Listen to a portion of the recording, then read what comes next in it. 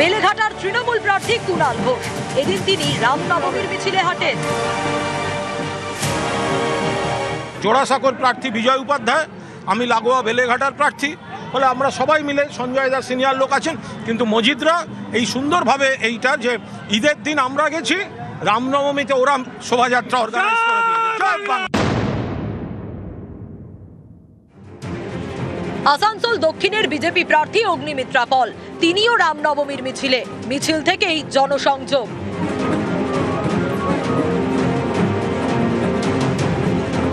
উৎসব বা ধর্ম এটাকে রাজনীতিতে আমরা আনার আমাদের সেই মানসিকতা নেই। রাজনীতি হবে উন্নয়ন নিয়ে, রাজনীতি হবে আমি কতটা কাজ করেছি, আমার বিরোধী যে আছেন সে কতটা কাজ করেছে। ধর্ম নিয়ে রাজনীতি হবে না। পশ্চিম মেদিনীপুরের ডেবরা, এখানে রামনবমী উপলক্ষে বাইক মিছিল করেন খড়গপুর সদরের বিজেপি প্রার্থী দিলীপ ঘোষ।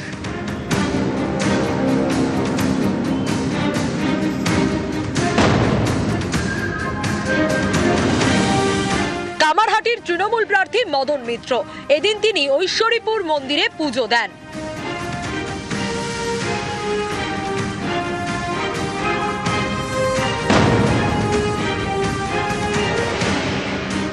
বাঁকুড়ার ওন্দার বিজেপি প্রার্থী অমরনাথ শাখা, এদিন রামনবমীর মিছিলে হেঁটে প্রচার সারেন।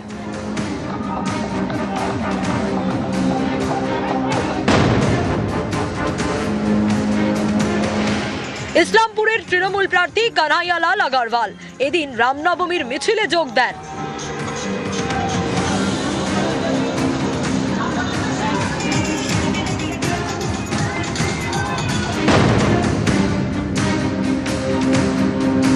বীরভূমের সিউড়িতে রামনবমীর মিছিল।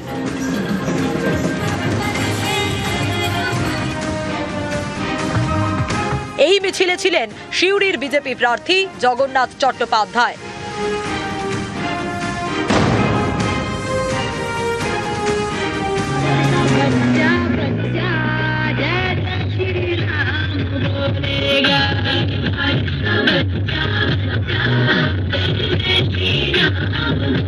হাওড়ার শিবপুরে বিজেপি প্রার্থী রুদ্রনীল ঘোষ রামনবমীর মিছিলে হাঁটেন, নাচেন।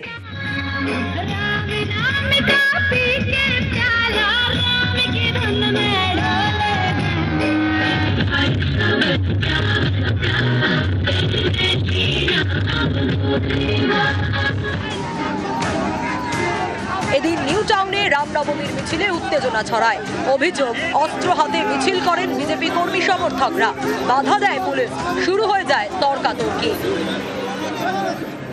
নিউজ 18 বাংলা।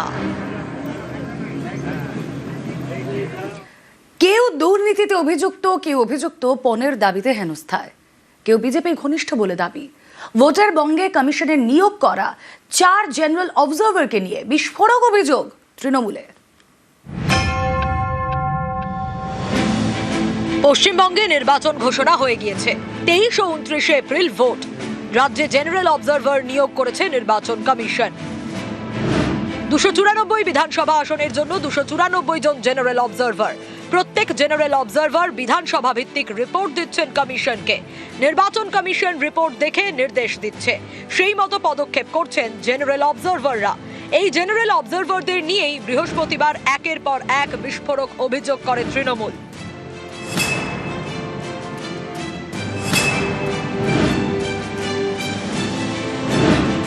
ধীরজ কুমার, মালদার গাজলের জেনারেল অবজারভার। তৃণমূলের দাবি, মহারাষ্ট্রের হেলথ কমিশনার থাকাকালীন 8,000 কোটি টাকার অ্যাম্বুলেন্স টেন্ডার দুর্নীতিতে অভিযুক্ত এই ধীরজ কুমার। বিরোধীরা বলেছিলেন যে লোকাল লিডারের আত্মীয়কে বেনিফিট করার জন্য এই টেন্ডারটা ডাকা হয়েছে। আমরা একটা জিনিস বুঝতে পারছি যে কাদেরকে বেছে বেছে আনা হচ্ছে।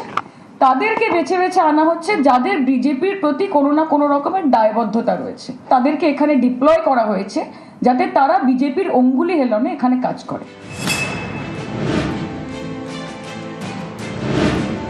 অজয় কেতসরিয়া, বনগা দক্ষিণের জেনারেল অবজারভার। তৃণমূলের দাবি, মধ্যপ্রদেশের সাতনার কালেক্টর থাকাকালীন প্রায় 40 একর সরকারি জমিকে ব্যক্তিগত জমিতে পরিবর্তন করানোর অভিযোগ ওঠে তাঁর বিরুদ্ধে। রেওয়া কমিশনারের রিপোর্টে তিনি দোষী সাব্যস্ত হন।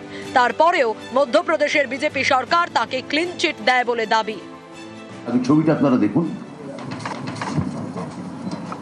অজয় কাটিসারিয়া বনগা দক্ষিণের ইনি অবজারভার হিসেবে এসছেন। কিভাবে জ্ঞানেশ কুমার বেছে বেছে লোক পাঠাচ্ছেন দেখুন, তার বস অমিত শাহের পরামর্শে। এর আগে মধ্যপ্রদেশে বিজেপি সরকারের সময় সাতনায় কালেক্টরেটে কাজ করতেন, তার নামে দুর্নীতির অভিযোগ আসে। তৎকালীন মধ্যপ্রদেশ সরকার শিবরাজ সিং চৌহান একটা কমিশন চালায় এবং তাই তিনি দোষী সাব্যস্ত হন। 2025 সালে 7ই নভেম্বর গভর্নমেন্ট চেঞ্জ হয়ে যায়। তার পরবর্তী যে বিজেপি সরকার আসে তারা আবার একটা কমিশন বসিয়ে তাকে ক্লিন চিট দেন। তার মানে এক বিজেপি সরকার তাকে দুর্নীতির জন্য অভিযোগ করছে, আরেক বিজেপি সরকার তাকে দুর্নীতির জন্য ছাড় দিচ্ছে। এই লক্ষ্যে আমাদের বনগা দক্ষিণে শ্রী জ্ঞানেশ কুমার, জ্ঞানের ঈশ্বর, আমাদের অজ্ঞান করার জন্য একে পাঠিয়েছেন।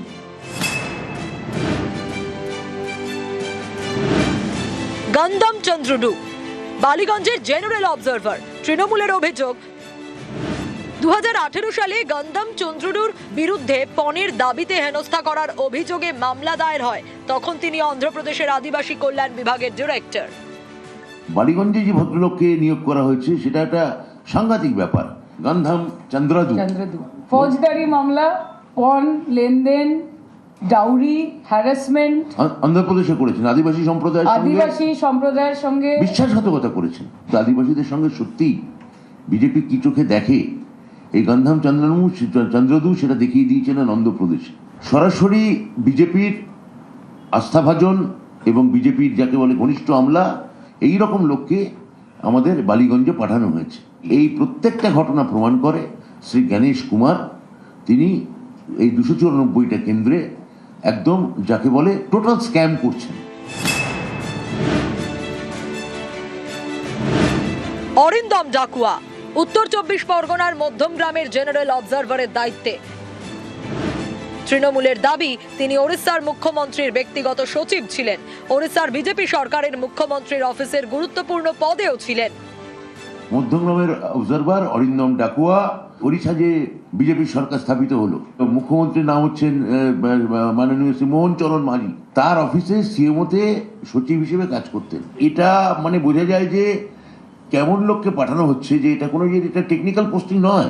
রাজনৈতিক অফিসের সঙ্গে মন্ত্রীর অফিসের সিএমওর সরাসরি লিয়াজও করতেন। তো এই সব লোকজন আমাদের এখানে আসছে। দুর্নীতির বিরুদ্ধে কথা বলছে তৃণমূল, এটাই তো জোক অফ দ্য ইয়ার। দুর্নীতি আর তৃণমূল তো সমার্থক শব্দ, দুজন থেকে আলাদা করা যায় না। নিউজ 18 বাংলা।